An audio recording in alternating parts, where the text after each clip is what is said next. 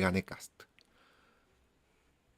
Para cambiar de tema, ahora vamos a ir con un live de Nicolás Márquez que se titula algo de la oposición, Desconcierto opositor. Vamos a ver este live de Nicolás Márquez hablando un poco de la oposición y, bueno, su punto de vista, y seguramente un video muy pintoresco, gracioso, con la verborragia y con los conceptos intelectuales que tiene siempre el querido Nicolás Márquez. Tantos gigantes del pensamiento que han empezado a dar esta batalla cultural como verdaderos gladiadores. Muy buenas tardes, amigos. Ya estamos terminando el año. Bienvenidos estamos a todos que se empezando suman un al poquito vivo. más tarde de lo que del horario que hemos más o menos comenzado a lo largo de todo este año, que era siempre las 7 de la tarde, pero me parece que bueno, oscurece más temprano, la gente está como más distendida y amerita estirar un poquitito el inicio. Muchísimas gracias por todo, gracias a todos por estar, por toda la compañía que nos dieron. Vamos a seguir ininterrumpidamente. Acá no nos tomamos vacaciones hasta fin de año y, por supuesto, a partir del 1 de enero. Es más, les anticipo, este domingo vamos a estar transmitiendo el triunfo de la derecha de verdad, no de Piñera, el triunfo de la derecha de verdad en Chile contra la caricatura comunista de Janet Jara. Así que ahí estaremos, lo anunciaremos en las redes. Bueno, en realidad, primero, como digo siempre, perdón que sea reiterativo, pongan likes, compartan, ayuden a difundir, a promover, a amplificar para que el algoritmo funcione, que YouTube lo recomiende, y si quieren hacer comentarios, preguntas, compartir opiniones, lo pueden hacer a través del Superchat. Bien, vamos a ver. Yo titulé esto, no me acuerdo bien, pero me fijo en mi Twitter, el flyer, que tiene que ver con lo siguiente, ¿no? Es decir, hoy quería dedicarme un poquito a repasar lo que aparece en el escenario político, porque tengamos en cuenta lo siguiente: las candidaturas que se van a llevar adelante en el año 2027, falta bastante, pero ya estamos entrando en el 2026. Va a ser un año de intensísima gestión de Milei, exitosa, porque las ideas son buenas, porque estos 2 años han sido muy buenos y porque ahora tiene un poder político mucho mayor como para poder profundizar y llevar a buen puerto el grueso de las reformas que se necesitan para cambiar la matriz estructural de un Estado empobrecedor, regulador, deficitario, omnipresente, burocrático, una máquina de fabricar pobres, que fue lo que nos dejó el kirchnerismo. Entonces, me falta un personaje, en realidad me olvidé de mencionarlo. Yo, digamos, Desconcierto opositor es el título, pero en realidad yo, digamos, también agregué en el Twitter analizar un poco el zoológico enemigo, que es un poco lo que el flyer marca. Y en realidad lo único que hice fue mostrar a las principales figuritas que tienen representatividad, no sé si tienen votos, pero que, bueno, algunos especulan con algunos fundamentos bastante pobres, que son personajes que pueden eventualmente tener alguna aspiración a algo en el 2027, en donde todo indica que el presidente Milei, salvo imponderables, va a gobernar 6 años más y la Argentina va a llegar a ser una potencia mundial. Yo no coincido con Milei que va a tardar 25 años Argentina en llegar a hacer eso, porque su gobierno es tan hiperactivo, los resultados se van a ver muchísimo antes. O sea que yo creo que con 8 años de Milei y con la batalla cultural consolidada y afianzada en la mentalidad y en la opinión pública, la Argentina va a dejar de ser un país envilecido, destruido, digamos, culturalmente, políticamente, institucionalmente, educativamente, valóricamente, y pasar a ser un país serio. Y la verdad que lo que se ha hecho en estos 2 años ha sido histórico, majestuoso, extraordinario. Yo entiendo que hay algunos ensobrados que dicen, no, pero bueno, pero una concejal de La Matanza se pasó al peronismo. A ver, acá hay gente que el análisis político no es para cualquier infradotado que tenga facilidad de palabra. Es muy común la política, no es estática, y es común en la política que haya dentro de los bloques políticos, de los bloques legislativos, que haya quien se aparta, que haya quien se integra. Por ejemplo, ¿cómo nace el Frepaso? ¿Saben estos idiotas que se quejan por un concejal o por un diputado provincial cómo surgió el Frepaso? Que llegó a ser gobierno con De la Rúa, porque a Menem se le fueron 8 diputados nacionales, el famoso grupo de los 8, en su momento capitaneado por Chacho Álvarez y por José Octavio Bordón, que salieron segundos en las elecciones del año 95 y después en alianza con el radicalismo lograron llegar al poder en el 99. Pasa, la política es así. Ahora, mientras se va algún concejal de algún distrito, de alguna provincia, de algún municipio en definitiva, o algún diputado provincial, en el plano nacional, tanto en diputados como en senadores, la Libertad Avanza incrementó sensiblemente su bloque y hoy tiene más diputados que los que metió, de la cantidad de gente que se suma de diputados de otros espacios, y tiene mucho más senadores que los que metió, de la cantidad de gente que se suma. Ayer se sumó nada más y nada menos que Luis Juez, que es precisamente de donde surgen las leyes nacionales. Es decir, tendencialmente, lo que hace la Libertad Avanza, además de crecer exponencialmente en términos legislativos, suma gente de otros bloques, de otros espacios, constantemente. Y hoy tiene un bloque envidiable, inimaginable. Tenía 30 y pico de diputados, ahora tiene casi 100. Hace 2 meses tenía 30 y pico, ahora tiene casi 100. Senadores tenía 7, ahora tiene 20 y pico. Bueno, eso es lo que importa. Ahora no, pero hay una concejal o hay un diputado provincial. Qué chiquitaje, qué poquito. Es decir, el análisis político no es para amateurs, no es para despechados, no es para gente, es decir, requiere de estudio, no de bocones que opinan en YouTube con la misma ligereza con la cual podrían opinar en la mesa de café, cuya única lectura que pueden tener en su vida ha sido los títulos de los diarios. Por eso digo, es importante tener en cuenta lo que está pasando. Sí, siempre puede haber alguna modificación. La política es necesariamente así, siempre y en todo lugar, en términos de la política republicana y en términos del poder legislativo. Siempre es así. No sé de qué, se sorprenden, no sé de qué. Pero la realidad es que si hay algo de ese dinamismo que tiene el juego legislativo en el contexto de la Libertad Avanza, es la sumatoria, el éxodo de diputados y senadores de otros partidos que empiezan a engrosar la fila de la Libertad Avanza, o porque se sienten convencidos, esa es una posibilidad, o porque se dan cuenta de que esto va a durar 8 años y que por acá pasa su futuro político partidario y que si se quedan donde están, se extinguen ni bien venza su mandato. Esa es otra posibilidad. ¿Qué pasa en el fuero íntimo de cada uno de ellos? Y yo no lo puedo adivinar. Ahora bien, Maquiavelo decía que en la política, el príncipe, entre otras cosas, además de atributos y de méritos y de un montón de cuestiones que él sugería en ese famoso libro histórico que escribió en Florencia, Maquiavelo, Nicolás Maquiavelo, en Italia, que además el gobernante tenía que tener suerte para que le vaya bien. Yo diría, en la vida hay que tener suerte para que te vaya bien, en cualquier rubro que encares, deportivo, profesional, político, matrimonial, qué sé yo, en donde fuere, tenés que tener suerte. También la suerte ayuda para el éxito, es fundamental. Pero bueno, dentro de esa suerte, yo te diría, hay talento y hay suerte. El talento de Milei como líder político es extraordinario. Ustedes fíjense nomás que no es alguien que está procurando llevar adelante un modelo que ya fue aplicado en diferentes países y en todos ha funcionado sin excepción alguna, sino que además ha tenido que enfrentarse prácticamente en soledad y con una musculatura ínfima. Todavía tiene poco poder, no tiene provincia, no tiene intendencia. Eso lo va a obtener en el 2027 recién. Y recién en el 2027 el Senado habrá renovado la totalidad de los cargos desde que Milei se dedicó a la política, porque en el Senado juega con desventaja. Solamente lleva 2 elecciones encima y el Senado se divide de a tercios, se renueva de a tercios.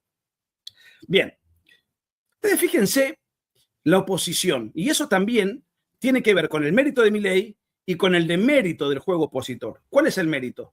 Bueno, el PRO está destrozado, destruido, liquidado, reventado, pulverizado y progresivamente, y esto va a ser así, los diputados del PRO que todavía quedan en ese bloquecito que tienen, van a ir pasándose a la Libertad Avanza. En estos días, la semana pasada se pasaron 3. 3. Y no 3 de un bloque de 100, 3 de un bloque de que no sé si llegan a 20. Por eso la Bortera, Los Penato, quiere sacar un proyecto de ley para que los diputados que cambian de bloque no lo puedan hacer porque se deban a su partido y no a su banca. obviamente eso no va a tener, porque claro, está desesperada porque lo poco que queda de su partido está en un peligro de extinción casi irreversible. Digo casi porque en política nunca hay que dar por muerto a nadie del todo, pero digamos, tendencialmente no tiene nada para hacer. El radicalismo también tiene que definir posiciones, tiene 10 diputados, nunca jamás han tenido tan pocos diputados. Muy buena la gestión de Martín Lustó como presidente del radicalismo. Lo redujo a ser un partido marginal, insignificante, meramente testimonial, minúsculo en votos, minúsculo en cuadros políticos, con una confusión ideológica brutal, y ya se han pasado muchos para La Libertad Avanza. De eso no se quejan los que vociferan que en el Chaco un concejal de La Libertad Avanza se fue. No, de eso no se quejan. Bueno, ahora bien, el radicalismo en vías de extinción. Es el famoso principio de revelación. Milei dijo, el día de las elecciones, Juntos por el Cambio no existe más. ¿Quiénes integraban Juntos por el Cambio? El PRO, los radicales y la coalición cívica. No sé si algún otro partido. Bueno, el PRO queda lo que ya hablamos, los radicales queda eso poco que subsiste y que no sé por cuánto tiempo ambos bloques van a permanecer con esa cantidad de votos de diputados o de senadores. Creo que en poco tiempo ya se van a ir pasando a La Libertad Avanza o van a armar un interbloque y van a votar en conjunto. Esto ya es un hecho. Y quedarán marginados algunos resentidos. Martín Lustó es un resentido, se le nota en la cara. Ni siquiera tiene una diferencia doctrinaria con Milei. Puede ser que la tenga. De hecho, él fue ministro de Economía de la mafia kirchnerista. El mismo cargo que ocupó Kicillof, que ocupó Boudou, que ocupó Felisa Micheli. Es decir, eso es Lustó. Radical, se dio cuenta que era radical. Buah. Lo que quiero decir es, y de la coalición cívica, que es la otra que integraba Juntos por el Cambio, hay un solo diputado, uno solo. O sea, menos que los trotskistas. Bueno, ¿cuáles son los liderazgos? Liderazgos, una palabra. Los referentes que de repente en el diálogo político uno podría suponer que tienen algunas aspiraciones de cara al 2027. Algunos dicen que es Massa, es uno de ellos. Bueno, Massa fue aplastado por Milei, sacó un libro, mejor dicho, le escribieron un libro que él iba a presentar como una propuesta superadora a la de Milei, porque apostaba muy probablemente a la desestabilización, a que Milei se tome el helicóptero, al golpe de Estado, no sé. 3 veces anunció fechas distintas para presentarlo, y eso fue en el mismo verano donde Milei asumió, en el verano del 2024. Milei asumió el 10 de diciembre del 2023. Todavía el libro no salió. En el peronismo, el que pierde una elección presidencial cae en desgracia. Bueno, Sergio Massa ya perdió 2. Que no haya caído en desgracia es un problema del peronismo, que no tenga ninguna capacidad de renovarse. Me olvidé de poner en el flyer a Juan Grabois, un personaje complicado judicialmente, un gerente de la pobreza con muchos puntos oscuros, y de hecho la justicia le está discúlpenme, mi madre me llama siempre y a toda hora, pero particularmente cuando menos me tiene que llamar. Y le rechazo la llamada y me sigue llamando. Y no es por nada grave, no, ya la conozco, es para preguntarme si tengo calor, qué sé yo. Bueno, les cuento lo siguiente. Grabois, bueno, es un marginal, una ideología parecida a la de Miriam Bregman, es un personaje que cuando intentó competir incluso con Massa en las primarias sacó el 5% de los votos. Tranquilamente podría, incluso tiene un look y una formación conceptual similar a la de Solano, a la de Miriam Bregman. Es un peronista que funge de catolicón, porque era soldadito de Bergoglio, era el emisario de Bergoglio en Argentina, una cosa bochornosa para Bergoglio, que se rodeaba de esa gente y esos eran sus delegados. Ya me voy a ocupar de Bergoglio en mi próximo libro, ténganme paciencia, que también me voy a ocupar de él. No de Grabois, porque no existe, pero de Bergoglio sí fue papa. Ahora, Inclusive está la justicia intentando abrir un celular de él que le fue allanado, y cuando lo abran, lo que podemos encontrar ahí adentro, ¿verdad? Luego, manifestando lo único que sabe hacer, un patrioterismo precario y un malvinerismo tribunero, la traidora serial Victoria Villarruel, en lugar de quedarse en el partido que va a durar 8 años y aspirar legítimamente a una prolongación de la Libertad Avanza en el gobierno para el 2031, siendo que es una mujer joven, no dejó cagada por hacer. Pobrecita, no tiene ningún talento político. Yo la conozco perfectamente, no tiene ninguna habilidad intelectual, no ha leído un libro excepto aquello que ha tenido que leer para recibirse de abogada, cargo que además nunca ejerció. Y después no tiene ninguna preparación, no conoce de geopolítica, no conoce de economía, absolutamente nada, no sabe nada de filosofía, no sabe nada de nada. Ella pone cara de monja, toca la campanita y de vez en cuando traiciona a Milei, como lo acaba de hacer, por ejemplo, en su discurso que le escribieron y leyó porque es incapaz de hablar sin leer, una infradotada verbal y conceptual. No. Y no es porque no tenga tiempo, porque un presidente que tiene que tomar 100 decisiones por día y tiene que dar un discurso, es muy normal que tenga colaboradores que lo ayuden en su discurso y que lo tenga que leer, porque no da abasto. Un vicepresidente está todo el día practicando holgazanería, no tiene nada que hacer. Bueno, el patrioterismo tribunero de Villarruel no le permite ni siquiera sentarse una tarde y escribir 3 páginas en Word. Le escribieron los discursos. Bueno, saquen ustedes las conclusiones acerca de cómo han sido escritos sus 2 libros que tiene. Ha cambiado su equipo de trabajo varias veces. Ahora rescató algún marginal, un muerto de hambre, de extracción nacional socialista, como mano derecha o como taxi boy, no sé, no me interesa. Que la apuntala, no sé. Un muerto de hambre que lo rescató de la miseria extrema y lo puso ahí como su colaborador.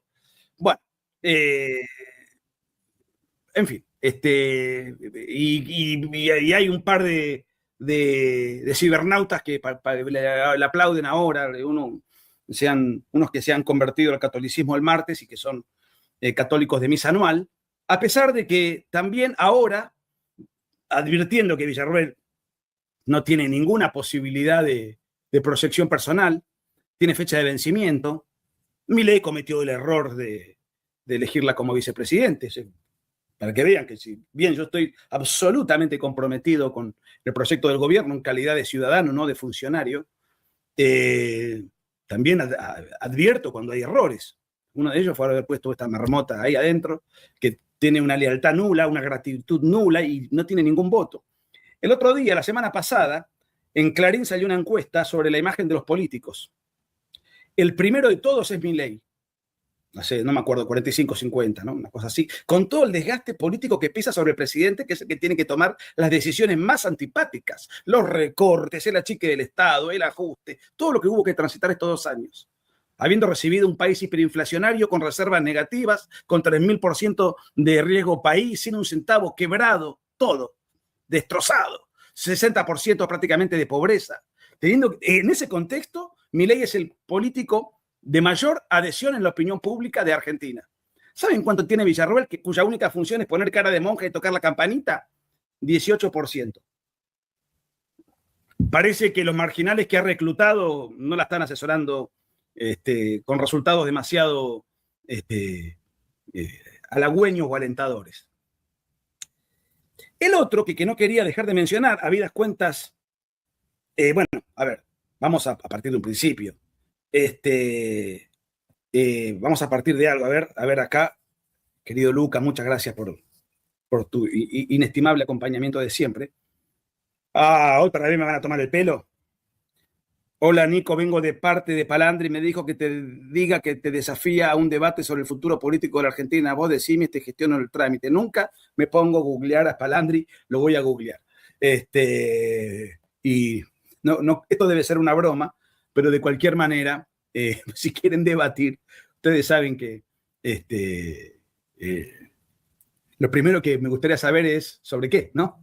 Debatir por debatir, podemos debatir de fútbol. Hablando de fútbol, mañana hay que hinchar por Estudiantes, ¿eh? Hay que dar un triunfo de ejemplaridad, porque mañana Estudiantes es de la patria, no solamente de La Plata. Mañana juega la final con Racing Club.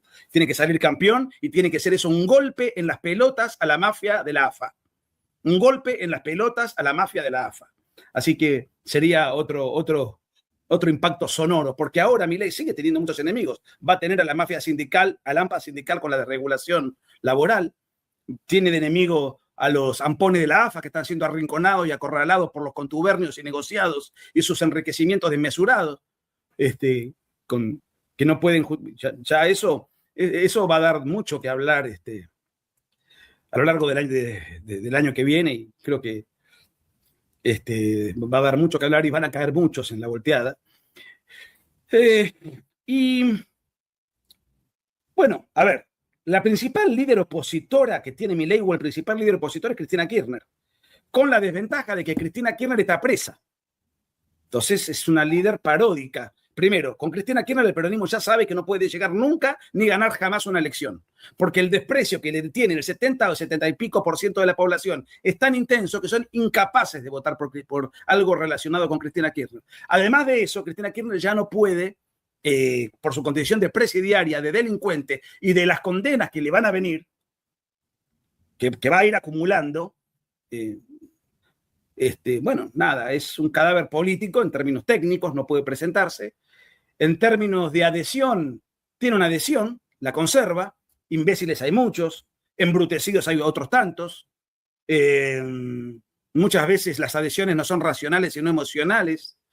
Y los, digamos, mendigos que van a aplaudirla en el balcón en San Telmo son pobre gente embrutecida por sus políticas y empobrecida por sus políticas.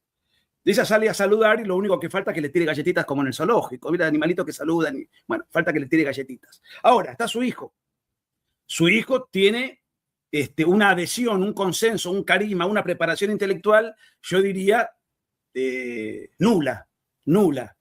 Tanto es así que el ex terrorista Tayana, que encabezó la lista en calidad de perdedor de Fuerza Patria en las últimas elecciones, donde gana Santilli, se había hablado primero de que fuera Massa. Massa no quiso ir porque temía perder. Y después se habló de Máximo. Y Cristina misma, desconfiando de la popularidad de su hijo, dijo no, que él no vaya. Ha perdido tanto poder Cristina Kirchner y Máximo Kirchner tiene tanto descrédito que alguien que fue tremendamente fiel al matrimonio presidencial de Néstor y Cristina, Luis Delía, salió públicamente a decir que Máximo Kirchner está desbordado por su adicción a las drogas, que no tiene ninguna capacidad psicológica, emocional, espiritual, psiquiátrica, porque está todos los días de juerga hasta las 6 de la mañana endurecido por la cocaína. Yo no, lo dijo Luis Delía, que conoce el entorno de lo que es la delincuencia kirchnerista mucho mejor que yo, que no tengo ningún vínculo con esa banda de forajidos y malvivientes. Nacho Valdemarín. Nico, querido, ¿qué te genera esta grieta que se está generando entre distintos intelectuales y divulgadores de la derecha? ¿Pensás que es por discrepancia ideológica o más de tipo personal? No sé cuáles son los intelectuales de la derecha no sé de a qué grieta hay. No hay ninguna grieta. Es decir, yo vengo diciendo lo que digo siempre. Vamos a hacer el Derecha Fest ahora en enero y en un estadio. Ya no los teatros no corren más, no tenemos espacio. Y en lugar de ser 20.000 personas, y habrá 19.998. No hay ninguna grieta entre intelectuales. Puedo sí tener mis diferencias con un intelectual que reconozco en cuanto tal y con el único que yo debatiría. Porque yo lo dije siempre, debato con equivalentes o superiores. Que es Miklos Lukács, mi amigo peruano, pero ni siquiera, digamos, pertenece a la Argentina. Tiene una posición digamos, su condición de peruano le impide saber lo que pasa en la Argentina, como tiene un conocimiento superficial, así como yo tengo un conocimiento superficial sobre lo que pasa en Perú, y por sus méritos y pergaminos académicos, indudablemente, lo que él dice yo lo escucho y lo respeto y discrepo. ¿Cuáles son los otros intelectuales? No hay ninguno. Y bueno, y están, digamos, pues sí, obviamente siempre hay algún disconforme por resentimiento, por lo que fuere. No me interesa, pero intelectuales no hay ninguno. Puede haber algún divulgador, puede haber algún cibernauta que es quejoso. Sí, puede ser, bueno. Están en la marginalidad más absoluta, probablemente buscando a ver quién les pone algún incentivo para hacerles campaña. Hasta ahora, con esa estrategia han fracasado siempre, porque los pequeños cibernautas que apoyaron alternativas no mileístas fueron un fracaso vergonzoso. O sea que son influencers que no influyen, valga la paradoja. A ver, me siguen tomando el pelo. El Capitán 852. Te comento que Gabriel Palandi es hombre de la red, un académico aclamado a nivel nacional y comunicador de gran renombre. El debate sería cómo terminaría la libertad avanza en 2027. Es una propuesta real, decime si te interesa. Bueno, déjame ver quién es, pero déjame ver quién es, no lo conozco, pero de todas maneras sería, por lo que yo estoy viendo, especular sobre qué pasaría de acá a 2 años. Un debate casi de adivinos, no sobre cosas concretas, sino sobre cómo uno imagina el futuro. Está bien, tiene herramientas en la actualidad como para ir viendo hacia dónde va la cuestión y qué va a pasar con eso. Déjamelo googlear, no lo conozco. Pero siempre me lo tiran por la cabeza y me toman el pelo. Por eso tampoco sé si el último superchat, que agradezco los superchats muchísimo porque eso ayuda a mantener el canal, es en serio o es en broma. A ver. Pablo Rodrigo Melgarejo, ¿considerás que el emocionalismo irracional impactó el derecho, afectando negativamente el orden jurídico? Y si el derecho principalista permite estirar el orden jurídico a medida con principios heurísticos, con perspectiva de género, socioafectividad. Mira, la pregunta tiene muchos ribetes técnicos, pero yo lo que te diría es que, primer punto, el derecho, primero, el derecho, ¿cómo podríamos decir? Bueno, primero, los que hacen las leyes son los que están en el Congreso. Durante este último cuarto de siglo, los que están en el Congreso han sido mayoritariamente kirchneristas, radicales, socialistas. Nosotros no existíamos. O sea que toda la legislación que se hizo fue una legislación progresista, porque eran las políticas del gobierno. En definitiva, los diputados legislan en función de la orientación ideológica del presidente. Lo ideal sería que un diputado, no es necesario, ni legalmente es así, pero lo ideal sería que un diputado o un senador fuese abogado, porque para hacer leyes y tener que tener conocimiento del derecho. Pero eso también es subsanable porque se supone que los diputados, aunque no sean abogados, tienen como asesores abogados. Y los abogados, como cualquiera de las ciencias humanísticas, egresan de las universidades con la cabeza destrozada por el wokismo. ¿Qué es el wokismo en términos jurídicos? El garanto abolicionismo zafaronista y foucaultiano. Entonces, eso por un lado, hay una fuerte impronta ideológica. Y después, los que trabajan en el Poder Judicial, también son abogados, salen de esas universidades, no todos, pero digamos, los jueces, los fiscales, en fin, las jerarquías del Poder Judicial en sus diferentes instancias son abogados. Entonces, esa mentalidad ideológica sale. Ahora, el aspecto emocional. Yo lo que te diría es que la presión ideológica es tan fuerte que no pocos son los jueces que fallan, hacen resoluciones, sentencias, en función de la opinión pública, la presión de la prensa, los lobbies. Olvidémonos de aquellos que reciben incentivos dinerarios para fallar y sentenciar, porque eso ya es otra historia, es mucho más grave. Pero que la presión ideológica y de los lobbies es brutal. Yo les voy a poner un ejemplo. ¿Ustedes se acuerdan cuando durante el gobierno de Macri, la Corte Suprema, basándose en la ley del 2x1, determinó la libertad de 2 militares que combatieron a la guerrilla y que están presos en los juicios paródicos de lesa humanidad? Se armó tal escándalo, lo pueden buscar en mi canal, yo fui el único contra 16 en Intratables defendiendo el fallo, a favor de ese fallo. ¿Pero qué pasó? La presión fue tan grande, incluso de los cobardes del macrismo, sin haber leído el fallo, inmediatamente salieron a repudiarlo, que la propia Corte Suprema de Justicia, estamos hablando del máximo tribunal, no de un juez de primera instancia de pueblo, que se caga en las patas y tiene aspiraciones a llegar arriba, sino del máximo tribunal. Al día siguiente cambió la jurisprudencia y cambió el fallo, porque no se bancó la presión. Si la presión no se la banca la Corte Suprema de Justicia, porque hubo una marcha, hubo repudios, Y fíjense que cuando yo estuve en Intratables ese día, fue la última vez que fui, porque me llamaron otras veces, pero yo no vivo cerca de Buenos Aires. Entonces, no podía ir, pero me habían avisado. Entonces, ¿qué hice? Solo contra 15 más o menos, fui el único que leyó el fallo. Lo pueden ver. Pregunté en voz alta, ¿quiénes de los que están acá leyeron el fallo? Todos estaban en contra de un fallo que no leyeron. Bueno, quiere decir, cuando los jueces pierden tranquilidad, porque los lobbies le quitan esa tranquilidad y los condicionan, y se absuelven a alguien que no tienen pruebas, pero ese alguien ya está juzgado por o la opinión pública y por los medios, y el juez ese, aunque considere que es inocente o que no tenga pruebas para demostrar la culpabilidad, ¿cómo hace? La presión es brutal. Afortunadamente, esto no sucede durante el gobierno de Milei. Ahora hay mucha mayor libertad.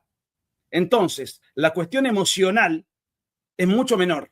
Pero antes te presionaba desde los ministros hasta el presidente. Este fallo que yo les estoy hablando lo repudió Macri y Michetti, que eran presidente y vicepresidente. Ninguno de los dos es abogado, ninguno de los dos sabe derecho, ninguno de los dos leyó el fallo, porque cuando salió el fallo lo repudiaron a los 3 minutos. El fallo tenía 40 páginas y llevaba 3 horas leerlo a conciencia. Todos salieron a repudiar y hasta la Corte Suprema dio marcha atrás. O sea que la presión psicológica la padecen los jueces o creen que los fallos las hace la inteligencia artificial. Son seres humanos. Y cuando están presionados, arrinconados y tienen miedo de emitir un fallo dentro del cual se genera un escándalo, aunque sea una discusión jurídica, porque todo el mundo opina de derecho sin haber estudiado derecho. Y se hizo una marcha de 100.000 personas. Yo la vi a esa marcha porque estaba llegando desde Mar del Plata a Buenos Aires para ir al canal. Eran todos micros traídos del conurbano de gente que uno puede advertir eran el histórico sector embrutecido y empobrecido, sin cloaca, sin luz, que no tiene ninguna preparación para ir a manifestar contra un fallo de la Corte Suprema de Justicia de la Nación. Bueno, pero te metieron 100.000 personas, te arrincona la partidocracia infame, centrista, cobarde, malos zurdos que marcaron la agenda siempre, y los jueces. Hay que tener muchas agallas para mantenerse incólume. Y si después te hacen juicio político, y si después no te ascienden y no prosperás, porque recordemos que los jueces son argentinos también, y hacen política. Muñoz y Turrieta me preguntan acá, bueno, lo conozco mucho y le tengo aprecio. He dado conferencias con él en giras, o sea, le tengo aprecio y siempre tuve muy buena relación con él. Batalla cultural, otra vez, ¿cuándo confirman la fecha y ponen a la venta las entradas del Derecha Fest? Organizamos un micro desde Tandil. Esta semana. La semana que viene. El Derecha Fest, que va a ser enorme. El evento de la derecha más numeroso en la historia del continente americano. Ahora, que 2 cibernautas no vayan, bueno, eso no es una grieta, no es una divisoria. No es nada, no significa absolutamente nada. Eduardo Bador, Nicolás, si se refieren a Javier Parandes, el flaco de los herederos de Alberdi. Saludos, muchas gracias. Bueno, los herederos de Alberdi sí los conozco perfectamente. O sea, no los he visto, pero sé quiénes son y han estado. Me han invitado en más de una ocasión a participar allí, cosa que les agradezco, pero les dije que solamente podía participar por streaming, porque y no, me dijeron que el método de ellos era presencial. En algún momento seguramente quizás tenga el gusto de estar compartiendo con ellos, charlando con ellos en vivo, pero bueno, no se dio por cuestiones geográficas, ¿no? Fundamentalmente. Gracias, Eduardo. Rodrigo García, hola Nicolás, ¿te parece que Pablo Muñoz Torreta, por ejemplo, no tiene credenciales? La derecha no mileísta no ha cambiado y apoyan lo importante, pero no está para estupideces y personalismo. Los mileístas sí cambiaron. No, los mileístas, ¿en qué cambiaron? No, es un error muy grave. Digamos, acá, aparte, el mileísmo tiene que ver con seguir algo de una persona que combate el wokismo, que defiende la vida desde la concepción, que defiende la propiedad privada, que defiende las Fuerzas Armadas, que defiende la verdad histórica, que defiende la economía de mercado. Los que me conocen, hace más de 20 años que yo doy batalla cultural, ¿cuál de todos estos tópicos yo he cambiado? ¿Y cuál de todos estos tópicos no representa a Milei? Todos los representa. Así que, no, nada, acá no hay ningún cambio de ninguna naturaleza. Así que, nada,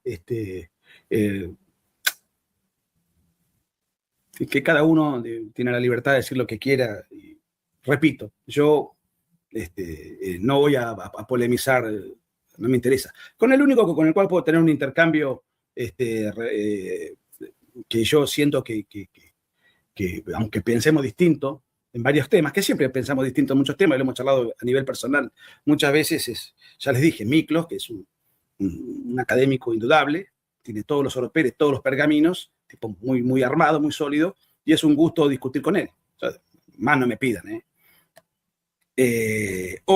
Hola, en 2024 mi abuela me regaló para Navidad Otra parte de la verdad. En esa época era zurdo y ese libro fue parte de mi proceso de cambio. Siempre que aparecía me acuerdo de ella, te mando un saludo. Uy, muchas gracias. Vos sabés que ese libro se lo regaló la abuela a Agustín Laje, cuando Agustín Laje tenía 15 años. Así que ha sido importante, mucho más de lo que yo creo. La venta fue brutal, pero ni de cerca es mi mejor libro. Mi mejor libro sobre los 70 y es el que constantemente porque es la Guerra Civil Argentina. Ahí está. Ese fue un libro, yo era mucho más chico, tenía mucho menos documentación, mucho menos recursos. Pero bueno, la verdad que la venta de ese libro fue el libro más vendido en Argentina. Así que fue lo que me hizo cambiar de mi pretensión incipiente de ser abogado, soy abogado, de ejercer como abogado y dedicarme al oficio de escritor, que es un oficio. Fede dice, esa presión sobre la justicia que decís es lo que condicionó la cantidad de fallos absurdos en contra de muchos militares. Absolutamente sí, Federico, absolutamente sí, absolutamente sí. Sobre todo de los militares con apellidos emblemáticos. Absolutamente sí. Quimito, Cabra, ¿cuáles son para vos los gorilas más importantes de la historia argentina? Para mí son Borges, Piazzolla y Favaloro o Bioy Casares, y ahora son Borre, Calde y Fernando Iglesias. Gracias, Quimito, sos un exagerado total, pero te agradezco muchísimo.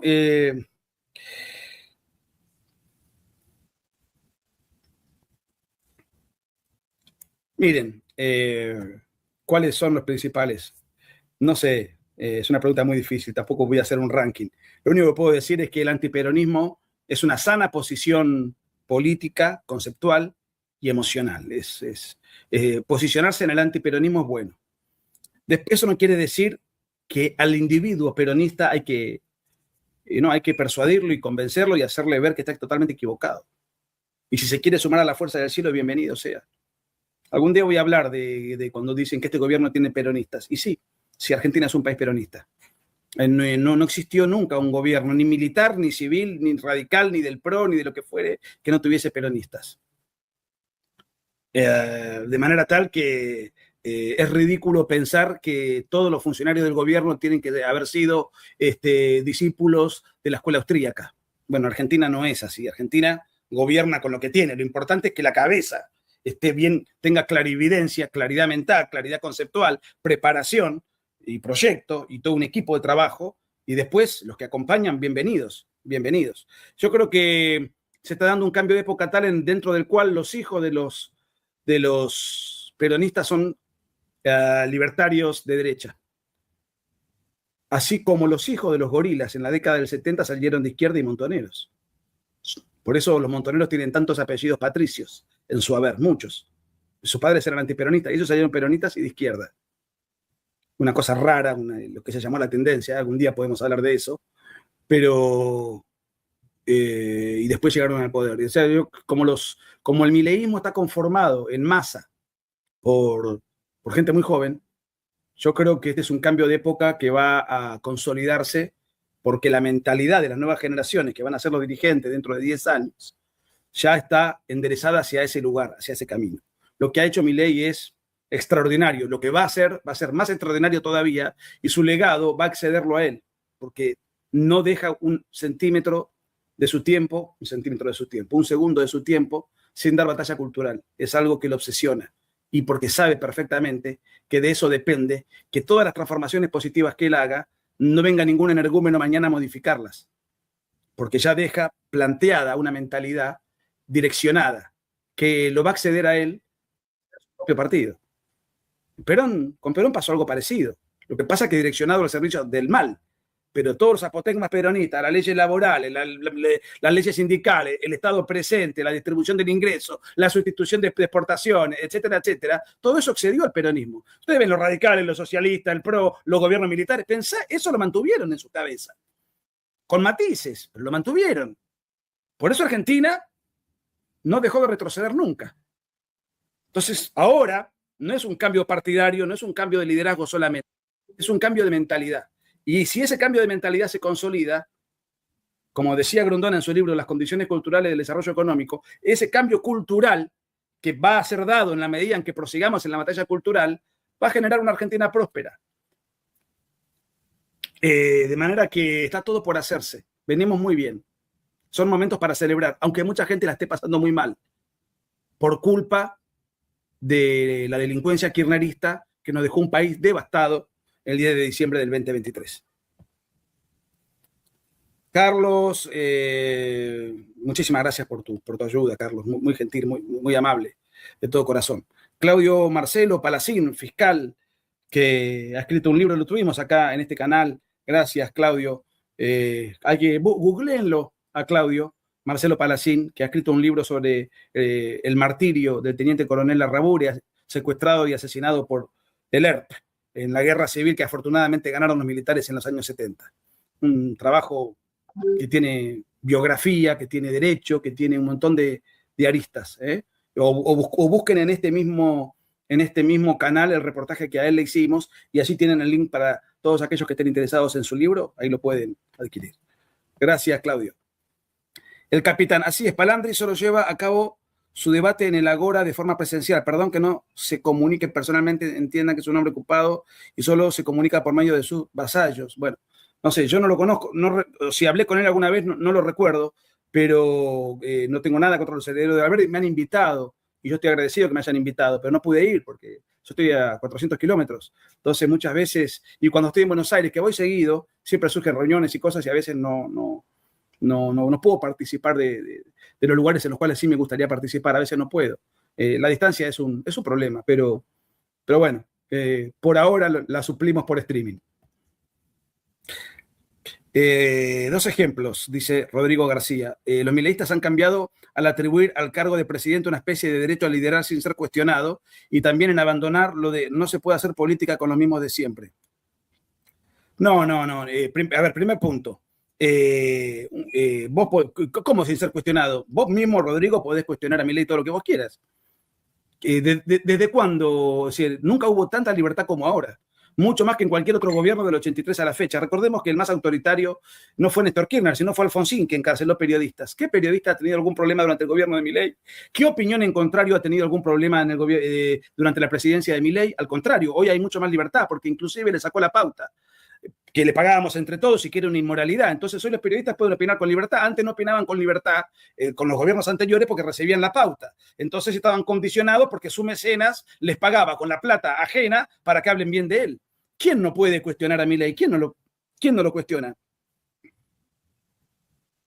O sea, hay un líder y es cuestionado por los que no lo quieren.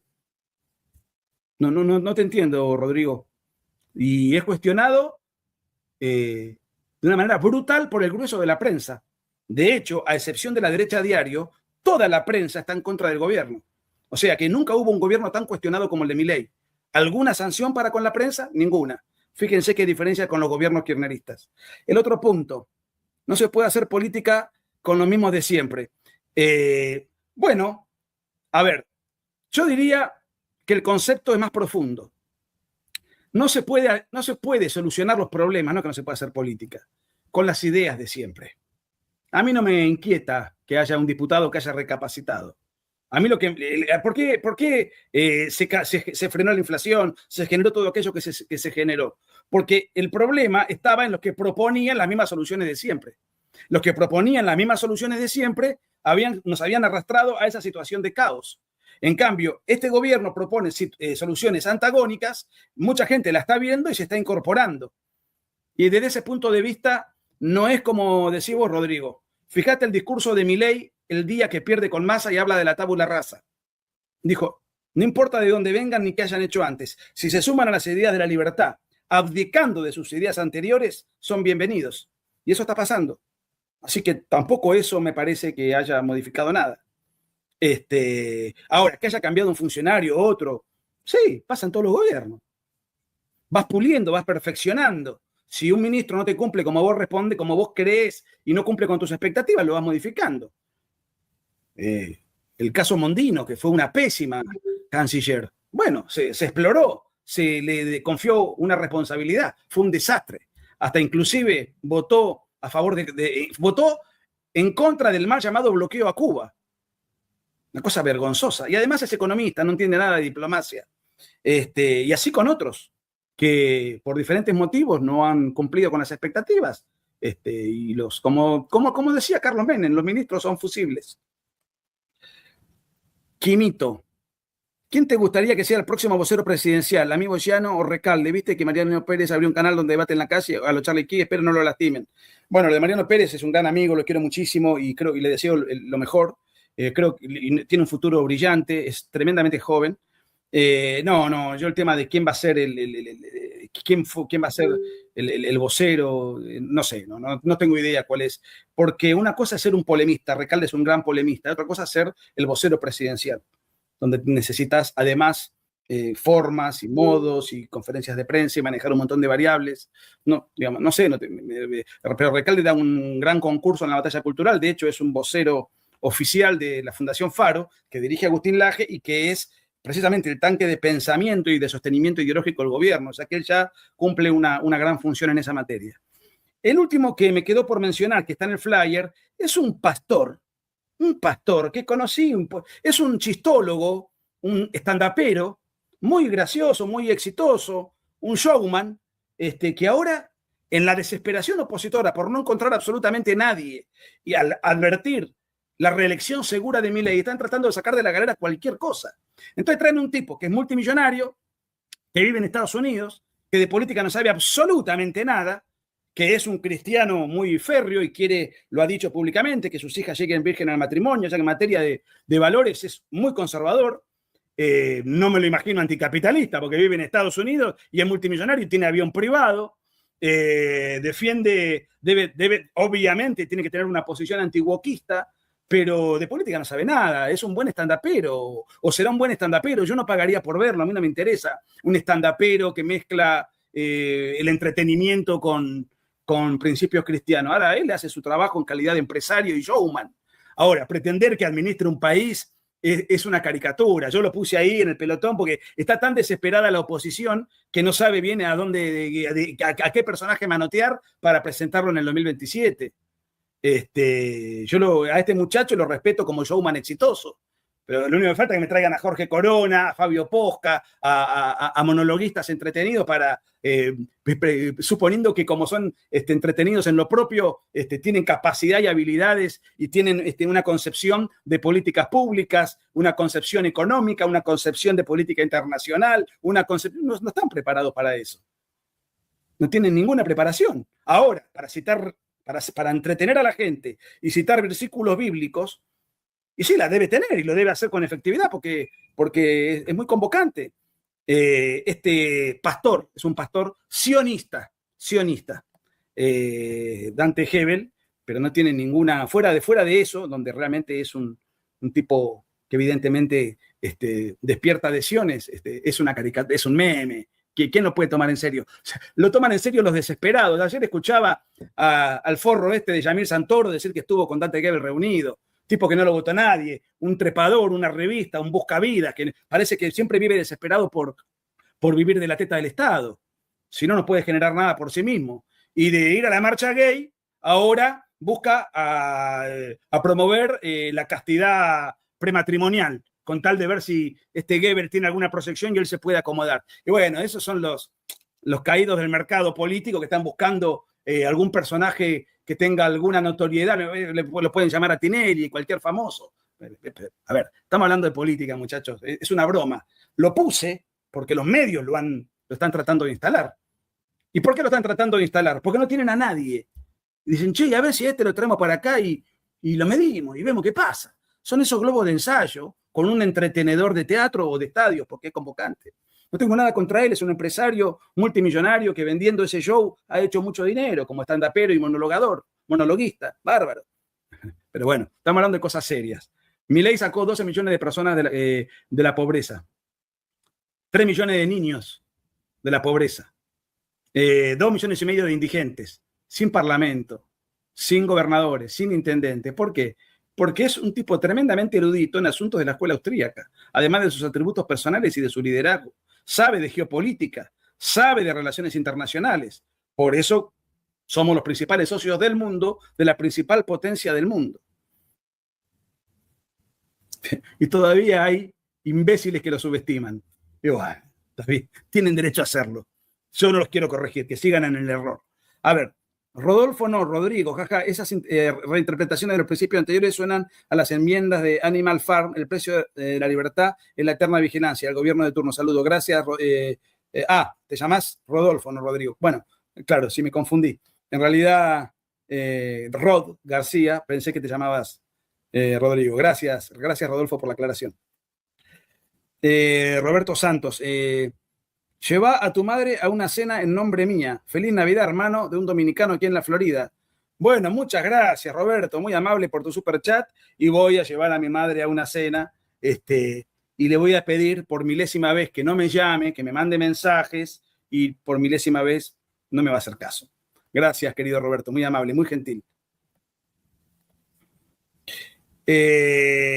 Arroba QC75. Buenas, Nicolás. Lo de Macri diciendo que iban a poner candidato en 2027. Probablemente el PRO no gane, pero va a comer un porcentaje de votos suficiente para que el kirchnerismo gane senadores y diputados. ¿Qué quedará del PRO en el 2027? Es un misterio. Por lo pronto, todos los días pierden diputados, concejales, senadores, todos los días. Si esto lo proyectamos al 2027, ¿qué quedará del PRO? ¿Quién se va a presentar? ¿Rodríguez Larreta? Es una broma. ¿Qué quedará del PRO? Bueno, fíjense lo que queda de la coalición cívica, un diputado. Fíjense la pitoniza Carrió, ¿dónde terminó? En el basurero de la historia, hablando pavadas, con una soberbia insólita, porque una soberbia después de haber fracasado en tu carrera política y haber destrozado tu partido político y no tener ninguna representatividad de nada. Bueno, si fracasaste, la verdad que uno puede ser soberbio, pero tiene que tener un poco de argumento para ser soberbio. Cuando no tenés nada para mostrar, es una soberbia bastante curiosa. Sergio Ramos, hola Nico, querido, espero que estés bien. Te pregunto qué pensás de Corina Machado y Maduro hoy en día y por qué pensás que no dio el discurso. A mí no me transmite confianza esa mujer. Mira, me voy a remitir a lo siguiente. Cuando ganó el premio Nobel, yo grabé un video acá, ahí le dediqué 1 hora a Corina Machado y lo podés buscar y vas a tener una opinión de 1 hora entera sobre su persona, muy, muy completa, más que un mero comentario al pasar que te puedo hacer ahora. Gracias, Sergio. Pablo Fluger Tomarti, bueno, muchas gracias, Pablo, sos muy amable, muy gentil, viejo, muy gentil. Hola, Nico, buenas tardes. No voy a bromearte con Palandri, el rey del Ponzi, porque llegó tarde, puesto que ya lo hicieron. Me preguntas qué opinión tenés del gordito Cuño. ¿Crees que tiene alguna chance? Bueno, yo creo que es un personaje que ni vale la pena emitir opinión sobre él, pero a ver, respecto de si tiene chances o no, bueno, se presentó como candidato a diputado en la provincia de Buenos Aires. Fue un papelón vergonzoso, bochornoso. No lo votó ni el fiscal de mesa. O sea que si tiene chances o no, bueno, eso es lo que decide el pueblo. ¿Cuándo lo decidió? Hace un mes. ¿Qué hizo? Un papelón. Entró como diputado. Necesitas en la provincia de Buenos Aires el 3%. No sacó ni la mitad de los votos que necesitaba para meter un diputado en su partido. O sea, ¿qué chances tiene? Tiene las chances de ser un marginal, que además yo ni lo escucho. ¿Quién lo escucha? ¿Cuánta gente? ¿En dónde influye su pensamiento? ¿En quién? Ni siquiera nadie le contesta. Yo mismo ni le contesto cuando me ataca. Porque yo le contesto a equivalentes o superiores. No tiene chance, nada. Pero bueno, lo que no tiene chance no es una opinión. Es lo que determinaron las urnas en la última elección, nada más. Bueno, dicho esto, Muchísimas gracias por todo, chicos. Los quiero muchísimo. No saben lo que significa para mí saber que están todo el año. Se vienen novedades muy potentes. En breve voy a hablarles de mi próximo libro, que sale el 28 de agosto a nivel mundial, repito. Falta. Y se viene el Derecha Fest, que va a ser el evento de la derecha más numeroso del continente, no de Argentina, del continente. En un estadio. Ya los teatros lamentablemente no tenemos forma no hay teatro que acapare la cantidad de gente que está yendo a los Derecha Fest, así que estamos cambiando de auditorios a cosas mucho más ambiciosas.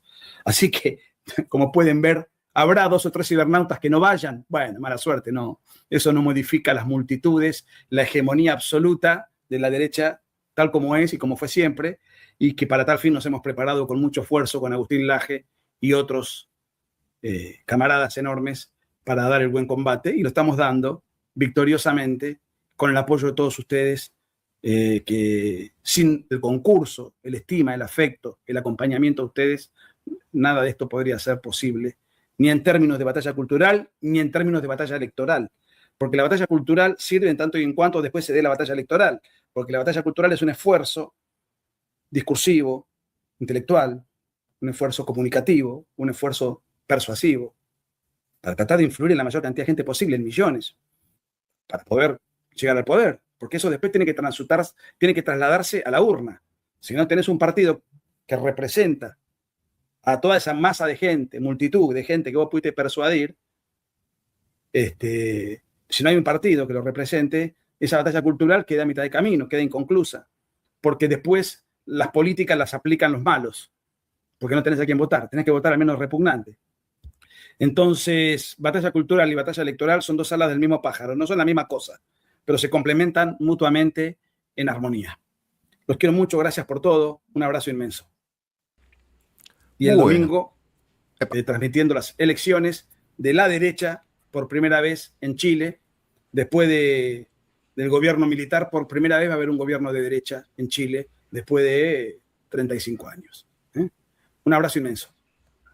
Bueno, hasta acá el live de Nicolás Márquez, y justamente vamos a cerrar este programa de hoy hablando de que esta noche, en pocas horas, en 7-8 horas, vamos a estar transmitiendo en vivo, 8 horas o 9, vamos a estar transmitiendo en vivo justamente los resultados de las elecciones de Chile, y vamos a estar viendo también Nicolás Márquez, seguramente Agustín Laje, si es que puede hacer un vivo, seguramente también estaremos reaccionando a ello, y bueno, todo lo que nos dejan los resultados, donde seguramente Kast gane las elecciones de Chile contra la comunista de Jara. Abrazo grande para todos, que tengan un gran domingo y nos vemos en unas horas para repasar todo lo que sucede con Chile.